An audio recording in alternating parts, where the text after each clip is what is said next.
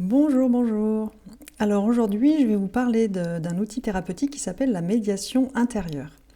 Donc voilà quelques exemples de contextes dans lesquels la médiation intérieure pourra peut-être être au service. Le truc typique, c'est un tiraillement entre deux choix ou entre deux chemins, deux options. Ça peut être une incapacité à prendre une décision, une hésitation qui dure et qui dure et qui dure. Ou alors ça peut être aussi une oscillation entre un choix et puis ensuite, ah non, finalement c'est l'autre, paf, et puis vous êtes sur l'autre, ah non, finalement, paf, c'était le premier. Et une espèce d'oscillation un peu permanente sans réussir vraiment à rester sur la voie qu'on choisit. En gros, vous posez un choix, mais le choix il dure 24 heures ou 3 jours ou 12 minutes, quoi. Voilà, donc peut-être vous pouvez arriver avec l'impression d'être un yo-yo, d'être une girouette dans le vent, ça tourne en permanence, ou au contraire d'être cloué au sol et incapable d'avancer, comme figé dans une incapacité à prendre une décision, quoi. Donc qu'est-ce que c'est la médiation intérieure ou encore médiation entre deux parts ou parties de soi? Donc c'est quelque chose qui consiste à faire parler chacune des deux parts. Donc en gros, si vous voulez, quand on dit une part, c'est peut-être une part, ça va être celle ou la personne en moi ou l'être en moi qui choisit telle option. Et l'autre part, c'est la personne en moi ou l'être en moi qui choisit l'autre option. Comme si, en gros, c'était à l'intérieur de moi un conflit entre deux êtres, en fait. Entre deux êtres avec leurs aspirations, leurs objectifs, leurs agendas, leurs jugements, leur vision du monde. Parfois, les deux sont tellement différentes qu'on a l'impression que c'est deux êtres différents. Mais c'est un petit peu ça, en fait. C'est des parties de soi qui ont vraiment des objectifs, en surface en tout cas, différents et donc conflictuels. Et on est dans une forme de conflit. Et donc la médiation intérieure, c'est comme une médiation extérieure entre deux personnes qui sont en conflit, c'est en premier lieu un cadre de sécurité.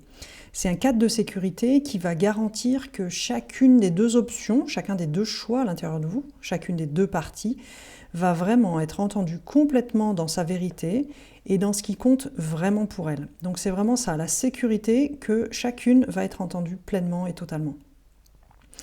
Et voilà, la médiation intérieure que moi je propose, c'est une écoute de chacune de ces deux parts avec reformulation de ce qui est vécu en termes d'émotions, de sentiments, de besoins, d'aspirations profondes, en gros de ce qui est vécu en termes d'authenticité profonde de la part, d'aller écouter vraiment l'enjeu profond de chaque partie, de ne pas rester en surface, moi je veux ceci, toi tu veux cela, mais dans le fond du fond, ce qui compte vraiment pour moi, c'est, etc. De descendre vraiment au niveau des valeurs profondes des parts, si vous voulez.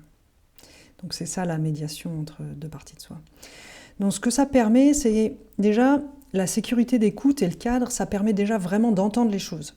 Et ça permet déjà de sortir la première ornière qui est celle où les parts se coupent sans arrêt la parole, sans jamais vraiment aller au bout. C'est-à-dire, il y en a une qui va dire « oui, mais moi, je voudrais ça, etc. » Non, mais c'est pas possible parce que blablabla, de sorte que, comme elle se coupe tout le temps la parole, dans le fond, aucune va vraiment au bout et aucune va vraiment expliquer l'enjeu de quoi il s'agit dans le fond et aucune se sent vraiment écoutée. Alors même que peut-être ça peut durer des heures et ça fait des heures que ça parle dans les deux sens.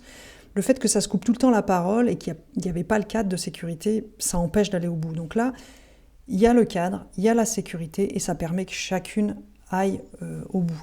On va écouter les deux aspects en profondeur. Et du coup, le fait de faire ça, petit à petit, vu que chacune des deux parts va se calmer, en fait, vous êtes d'accord? Plus, quand on crie, c'est qu'on n'est pas entendu, mais plus on est entendu, plus il y a quand même un truc qui se pose quand on a la sécurité d'être entendu. Donc, comme ça se pose, les deux parts, d'une certaine manière, c'est comme si vous aviez deux personnes qui étaient en train de brailler dans une salle et qui étaient debout à faire des grands cris. Au fur et à mesure qu'on les écoute, qu'on leur donne un cadre de sécurité, elles s'assoient, en fait. Et un truc qui est tranquille. Ok, j'ai la sécurité, je vais être entendu, je compte, en fait. Et donc ce truc, les deux parts qui s'assoient un peu à l'intérieur de vous, ça va faire que en vous ça fait émerger un espace un peu central, comme une zone intérieure qui va être capable de voir les deux parts. C'est plus juste les deux parts qui se mettent là pour qu'on les voit, parce que les deux veulent qu'on les écoute et tout ça, mais en gros, elles vont comme dégager un peu l'espace pour que vous, le pilote de l'avion, en fait, puissiez reprendre les commandes d'une certaine manière. Et donc, voilà, c'est ça que ça permet, faire émerger un espace un peu central qui va être en capacité de voir les deux parts et puis voilà, de faire la médiation. Et l'autre truc que ça permet aussi, c'est que comme la reformulation a lieu vraiment au niveau des sentiments et des besoins, on va vraiment au fond des choses. Et donc, en particulier, on va quitter la zone du conflit, c'est-à-dire la zone des objectifs extérieurs, de comment on fait, de concrètement, de ce qu'on appelle en communication non violente la stratégie. On va quitter cette zone un peu superficielle de la manière dont on veut faire les choses pour aller dans le fond, quand on veut faire les choses de cette manière, quels sont les besoins et les aspirations qui sont derrière. Et donc de descendre dans cette zone des valeurs, des besoins, des aspirations, ça permet de quitter la zone du conflit pour arriver à une zone d'écoute mutuelle en fait. Et du coup, vous allez dans cette zone centrale, vos deux parts vont quitter les zones du conflit, et petit à petit, du coup, vous allez pouvoir, avec mon aide bien sûr, devenir le médiateur ou la médiatrice interne de vos parts pour écouter ce qu'elles vivent, écouter leurs besoins et faire que chacune a l'assurance que chacune compte pour vous, chacune est importante pour vous. Et du coup, quand vos parts sentent que vous êtes là, en fait, et qu'elles comptent, que chacune compte pour vous, eh ben, ça vous donne comme un peu la légitimité d'être le pilote, en fait. Ça va donner de la sécurité aux deux parts. Ça va créer une confiance à l'intérieur et ça va créer un climat, du coup, de confiance qui va permettre que les deux parts ont envie de coopérer. Et une fois que vous avez deux parts à l'intérieur qui ont envie de coopérer, ben voilà, ça ouvre les autoroutes pour faire émerger des solutions qui sont créatives, qui sont gagnant-gagnant, qui permet en gros que chacune soit prise en compte. Et le deuxième effet qui se coule aussi, c'est que la médiation intérieure, c'est vraiment quelque chose qu'on peut faire en autonomie. Et donc, venir le vivre une fois ou deux en accompagnement individuel, ça permet après de pouvoir le refaire tout seul en fait.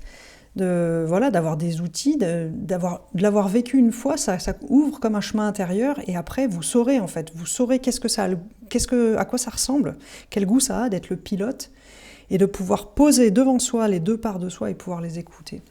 Et du coup, ça permet de gagner en autonomie et gagner en pouvoir de prise de décision sur sa vie et voilà, se sentir un peu plus dans son pouvoir, dans sa puissance, quoi. Voilà, donc j'espère que ça vous parle. Si vous voulez en savoir plus, n'hésitez pas à me contacter ou à continuer votre chemin sur cette chaîne YouTube ou sur ma page web.